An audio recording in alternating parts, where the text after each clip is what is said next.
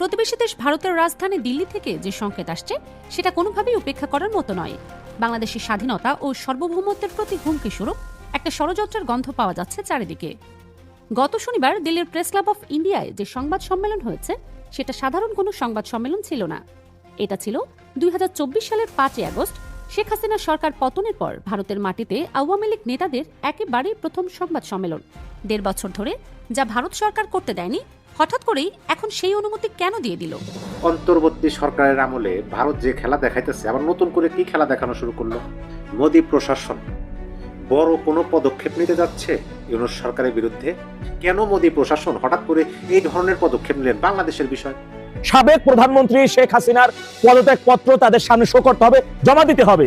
যদি তার পদত্যাগ পত্র জমা দিতে ডেভিল ইনুসগং ব্যর্থ হয়, তাহলে ডেভিল ইনুসকে ওর বাপ দাদা 14 গোষ্ঠী খবর থেকে উঠতে এসব বাংলাদেশে নির্বাচন দেওয়ার কোনো ইখতিয়ার নেই, কোনো ক্ষমতা নাই। পরবর্তী রাষ্ট্রদ্রোহিতার অভিযোগে কি আসতে পারে এটা তো পরের কথা বলতেই আছি। এই মুহূর্তে দেশবাসীর নজর রয়েছে 23 তারিখের দিকে। আওয়ামী লীগ সভানেত্রী কি নির্দেশনা দেন, কি বক্তব্য প্রদান করেন সেই দিকেই আমি ইউনূসকে আহ্বান করি, আসেন না আমার সাথে নির্বাচন করেন, যে কোনো কনস্টিটুয়েন্সিতে আসেন, দেখি কে জিতে, কাকে জনগণ ভোট দেয়। আজকে নির্বাচন দিয়েছে, কেন আওয়ামী লীগ নির্বাচন করতে পারবে না? কেন আওয়ামী লীগে ভোট দিতে পারবে না?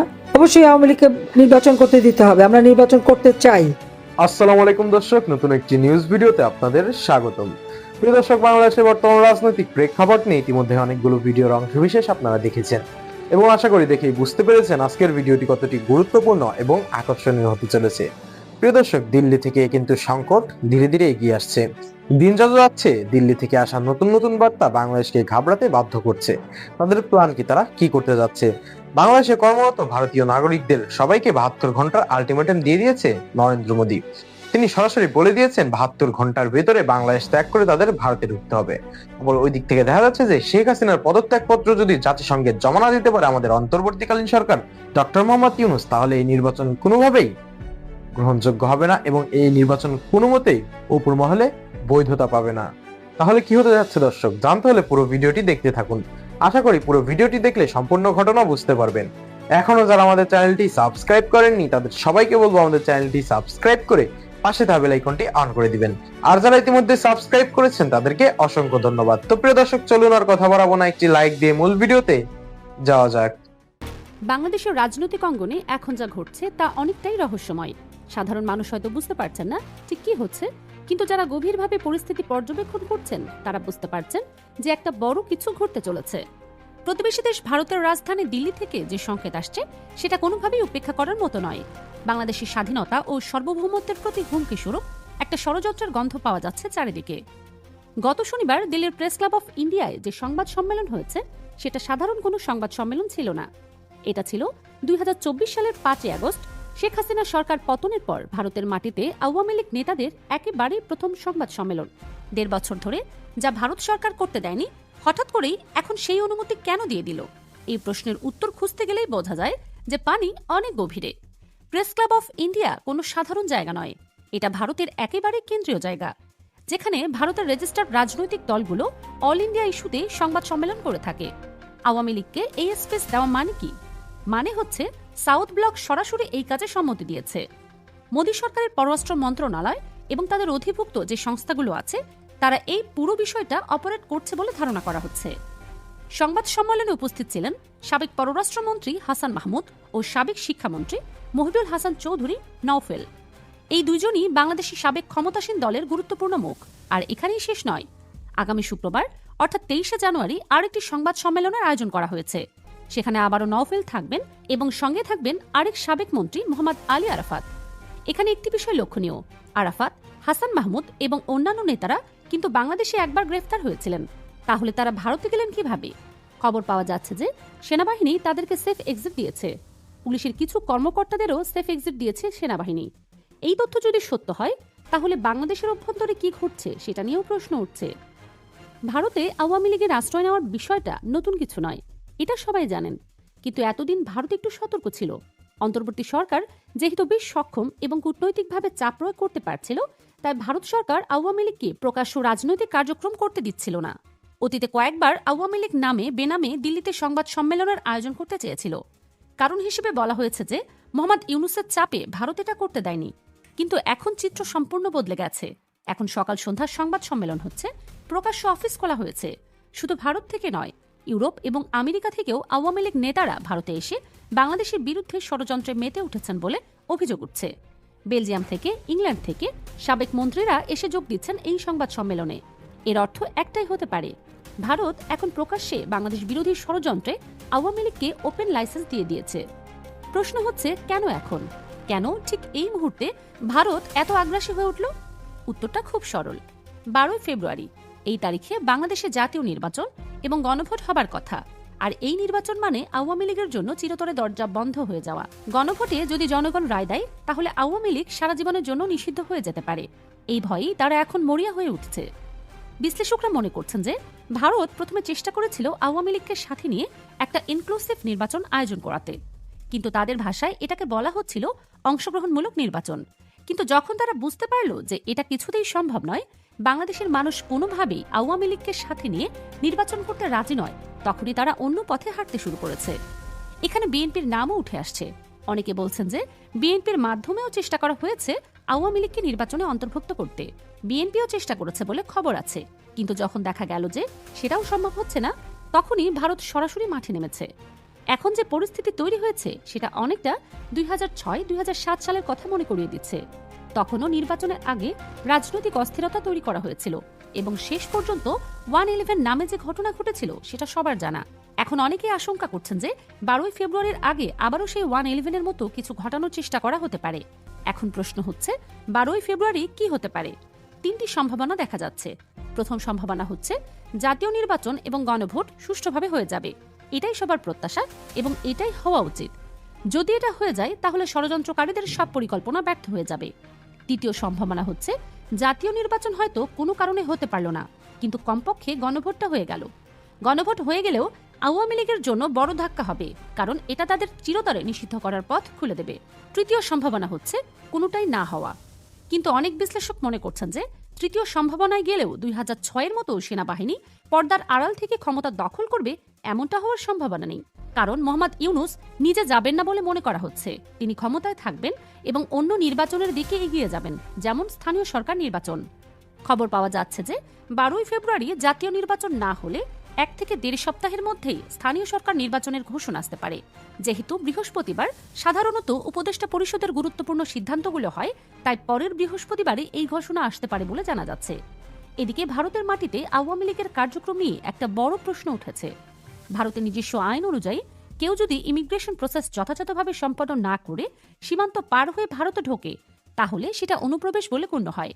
আর অনুপ্রবেশকারীদের গ্রেপ্তার করা হয় এবং 5 থেকে 7 বছরের জেল হতে পারে। সুরঞ্জন মালী এবং সালাউদ্দিন আহমেদের ক্ষেত্রে যেটা হয়েছিল। কিন্তু আওয়ামী লীগের ক্ষেত্রে ভারত নিজের আইনই মানছে না। হাজার হাজার আওয়ামী লীগ নেতাকর্মী সীমান্ত পার হয়ে ভারতে ঢুকেছে সরকারের নাকের ডগায়, অথচ তাদেরকে অবৈধ অনুপ্রবেশকারী হিসেবে গ্রেপ্তার করা হয়নি। উল্টো তাদেরকে থাকতে দেয়া হয়েছে, সংবাদ সম্মেলন করতে দেয়া হয়েছে, রাজনৈতিক কার্যক্রম চালাতে দেয়া হয়েছে।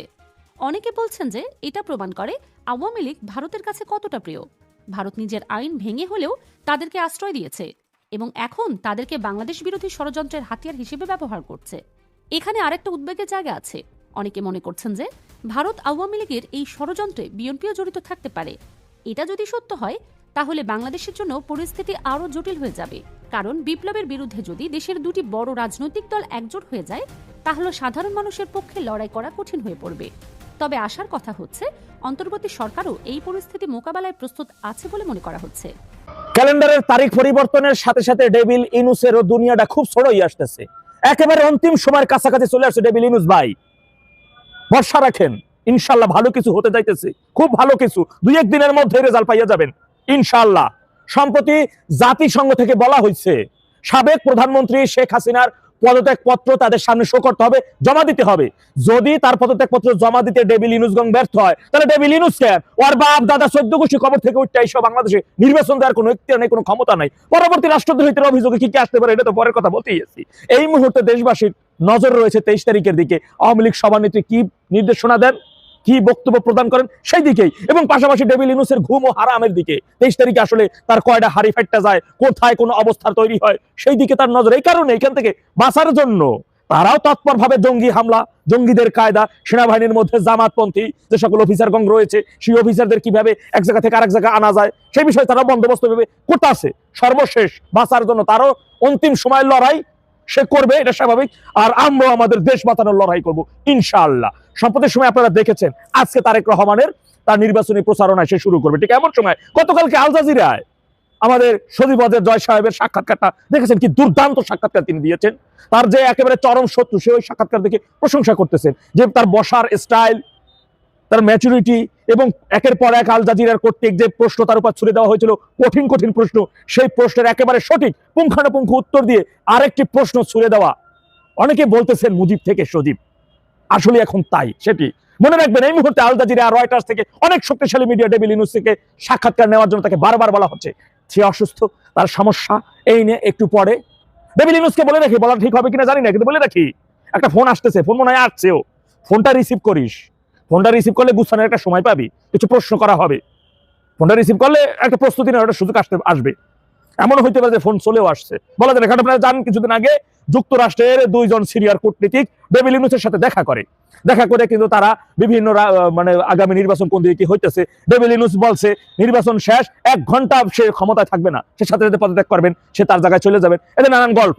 তাকে পরবর্তী একটা প্রশ্ন তাকে ছুড়ে দেওয়া হয়েছিল আওয়ামী লীগকে ফিরিয়ে আনার জন্য, আওয়ামী লীগের উপর বিধি নিষেধ তুলে নেওয়ার জন্য সে কি কি করছে জানে না। সেই প্রশ্নের উত্তর কেমনি দিয়ে খাড়াইছে, কিন্তু পরবর্তী সে বলছে আওয়ামী লীগ সভানেত্রীর বলেন আমার পরিবারের গ্রামীণ ব্যাংকের একটা নিরাপত্তার বিষয়টা নিশ্চয়তা চাইছে। এটা জানেন আপনারা, সে কথা আগেই বলছি আপনাদেরকে।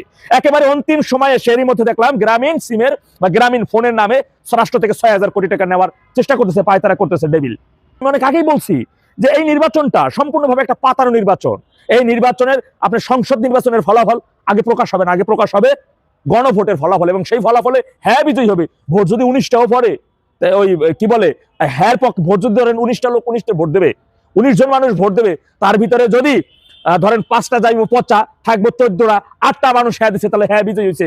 এবং 72 সংবিধান বাদ, এরপরে আবার তার 14-15 মাসের জন্য তাকে থাকতে হবে, এই সংস্কারগুলো করতে হবে, তার বৈধতা চলে আসছে। এই ধরনের কাহিনী এই সময় অকাম করতেছে, কিন্তু সেই অকাম আর কোনো সুযোগ নাই। খুব শীঘ্রই দেশবাসী, দেশের সকল নেতাকর্মী, আওয়ামী লীগের নেতাকর্মী 23 তারিখের দিকে নজরে নতুন মানে কিছু দিক নির্দেশনা এবং অনেক ধরনের সেখানে আসতেছেন অফুরন্ত। আমাদের এই মুহূর্তে আমাদের খুব এক্সাইটেড হলে চলবে না। মনে রাখবেন, আওয়ামী লীগ সভানেত্রী যত সময় পর্যন্ত না তার কাঙ্ক্ষিত চেয়ারে বসাতে পারতেছি, বসবে, তত সময় পর্যন্ত আমাদের দেশবাসীকে সাথে নিয়ে আমাদের এই লড়াই সংগ্রামটা চালিয়ে যেতে হবে স্ব জায়গায়।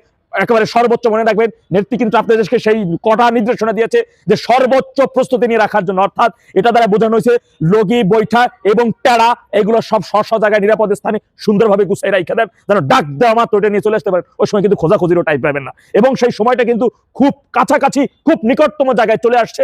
এবং আমরা যখন যেখানে যে জঙ্গিটাকে ধরবো ওর চ্যাপ্টার ওখানে ক্লোজ করে দেবো ইনশাল্লাহ। সেমন ভাবে প্রস্তুতি রাখতে হবে সকলের সাথে। আমি ইউনূসকে আহ্বান করি, আসেন আমার সাথে নির্বাচন করেন, যে কোনো কনস্টিটুয়েন্সিতে আসেন, দেখি কে জিতে, কাকে জনগণ ভোট দেয়। আজকে নির্বাচন দিয়েছে, কেন আওয়ামী লীগ নির্বাচন করতে পারবে না? কেন আওয়ামী লীগে ভোট দিতে পারবে না?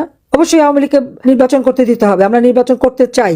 হ্যাঁ, 2014 সালে বিএনপি ইলেকশন করে বয়কট করেছে, 2024 সালে তারা বয়কট করেছে, 2018 সালে একটা সিটে 1-এর অধিক তারা নমিনেশন দিয়েছে। 300 সিটে যদি 700 নমিনেশন দেয়, তবে নিজেই যা মারামারি করে নিজেই উড্ড করেছে। এখানে আওয়ামী লীগের দোষটা কি? কিন্তু 18 সালের নির্বাচনকে নিয়ে সেটাকে বিতর্কিত করে, এটা তো ইউনূসের মেটিকুলাস ডিজাইনের অংশ। সব তথ্য বেরোচ্ছে এখন। আজকে আমি বলবো যে আমাদের কৃষক, শ্রমিক, ছাত্র, জনতা, মেহনতি মানুষ, নারী সমাজ, সকলে যে যেখানে আছেন সবাইকে ঐক্যবদ্ধ হতে হবে। এটা কোনো নির্বাচন হচ্ছে না, এটা নির্বাচনের একটা খেলা।